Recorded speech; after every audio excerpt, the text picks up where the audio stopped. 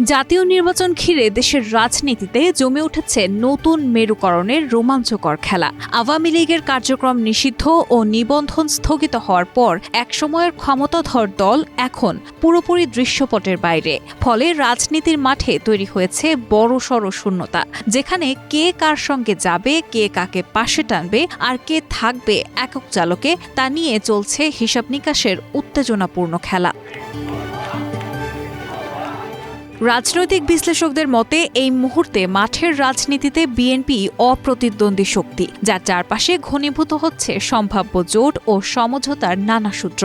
জামায়াতে ইসলামী ও নবাগত জাতীয় নাগরিক পার্টির মধ্যে কিছুটা ঠান্ডা লড়াই থাকলেও পরিস্থিতি মোড় নিতে পারে যে কোনো সময়। এনসিপি ও এবি পার্টির মধ্যে অ্যালায়েন্সের গুঞ্জন জোরালো, আবার বিএনপিও তাদের পাশে টানতে পারে।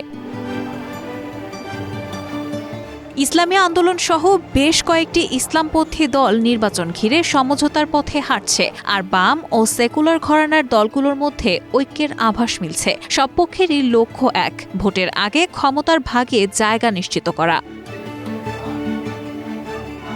এদিকে ৭১-এর মুক্তিযুদ্ধ ও ২৪-এর গণ অভ্যুত্থান নিয়ে বিএনপি এনসিপির অভিন্ন অবস্থান, যার কারণে বিএনপির সঙ্গে এনসিপির জোট গঠনের গুজব শোনা যাচ্ছে।